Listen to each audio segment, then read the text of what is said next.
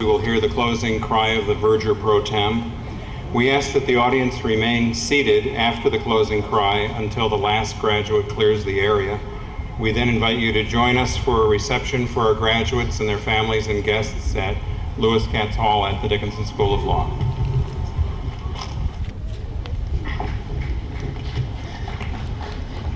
My name is Isai Cortez, and I'm your Carlisle graduation speaker. First and foremost, I want to thank God and my mother for giving me the strength to get to where I'm at today. Next, I'd like to thank Chuck Terwilliger for nominating me to be the graduation speaker.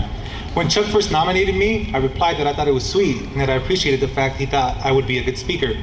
Then Chuck replied that he nominated me based on my muscle mass. Regardless of Chuck's interest in my body, you, the class of 2010, voted for me to be your graduation speaker.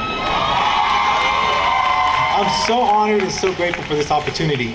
Next, I'd like to thank the faculty, the staff, and the administration for helping us in our path.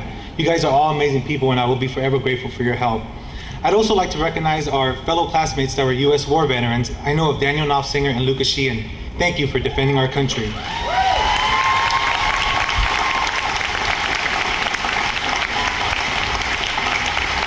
I just want to say that my mother is my hero, and I love her with all my heart. Mom, thank you for supporting me, defending me, and protecting me.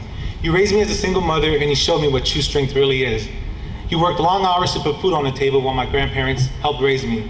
Grandma, thank you. She doesn't speak a word of English, but I'll translate it later for her. My grandfather passed away a few years ago, but I will always be grateful for my grandparents. So what can I say that will be inspirational? What can I say that will give the class of 2010 some optimism? I know that our country is facing a tough economic crisis right now, and a lot of us are worried about the future. But remember, ladies and gentlemen, we're in America, the best country in the world, in the land of opportunity. I'll share a story. I'll share a story about the most hopeless person I've ever met and how he changed his life. That person would be me.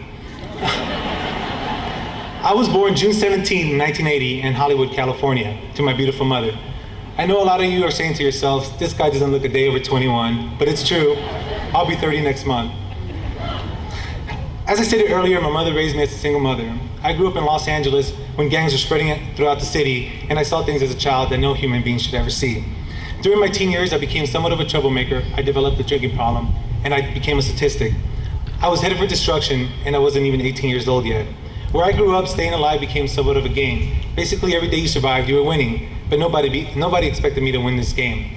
I remember when I would go visit my grandmother, and she would tell me that she had a shrine set up for me where she prayed every day that I stayed alive. All my friends ended up dead or in prison. So how did I get so lucky? Through a chain of events, my life changed, and as many of you know, I'm sober. I got sober when I was 21, and I just celebrated 8 years sober.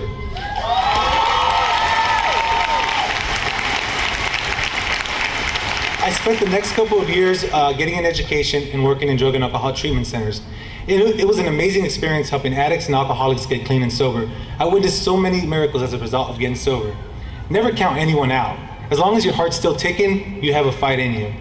Then I came to law school and all my insecurities surfaced. I felt like I wasn't worthy enough to be here. I felt like I didn't belong and I didn't think I could do it. I wasn't concerned with what other people thought about me. It was about me and no one else. I overcame those insecurities and proceeded full steam ahead.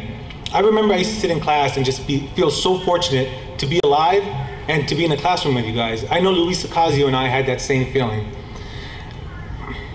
I know that the economy is tough and that some of us don't have jobs and that scares us. But I am telling you as a testament from someone that nobody believed in that we can accomplish whatever goals we set. 8 years ago, I just wanted to stay alive. And today I'm graduating from law school and celebrating this event with you guys today.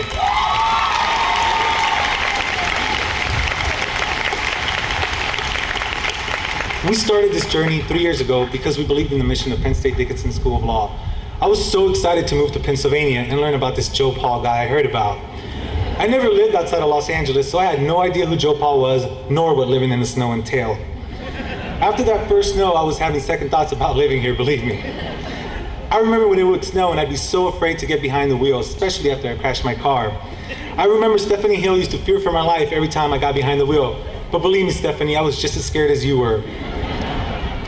Then Nolan Meeks would make fun of me for using a snow brush as a scraper.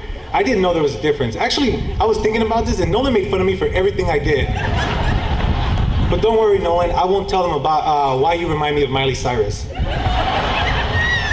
I also found comfort during the snow reminiscing with Greg Lowe about the warm weather in California and In-N-Out Burger. He wanted me to let everybody know that Greg, California, and In-N-Out Burger were all awesome. I concur. Every semester we got to know each other and we became friends. We studied hard, we played intramural sports, and we met up at any law school event that offered free food. If you want to get a law student to do something, just offer them free food. They'll be there. Then finals came around. Finals will test you. I used to think I was tough. I used to hang out with guys that thought they were tough, but nothing prepared me for law school. Law school is by no stretch of the imagination an easy accomplishment, but we all persevered to get on the stage today. I was fortunate enough to attend both the UP campus and the Carlisle campus. I also had the privilege of being the president of the Latino Law Student Association. We had the Secretary of the Commonwealth, Pedro Cortez, come and speak for LALSA. Thank you, Secretary Cortez, for being a great role model and always helping out the law school.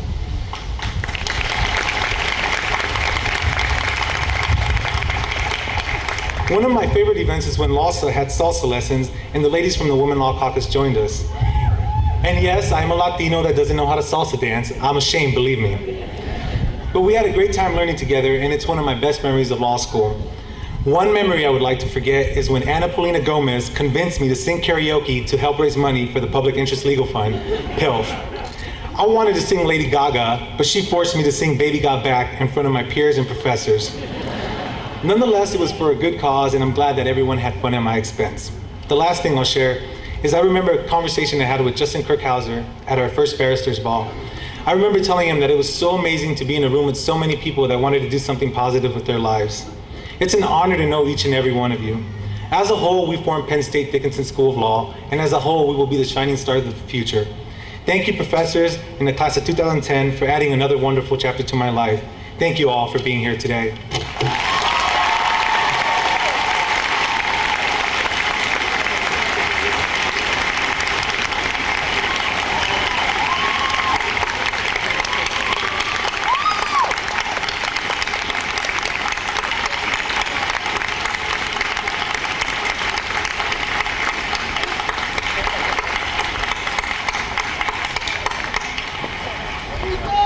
By command of the Dean and faculty of the Dickinson School of Law of the Pennsylvania State University,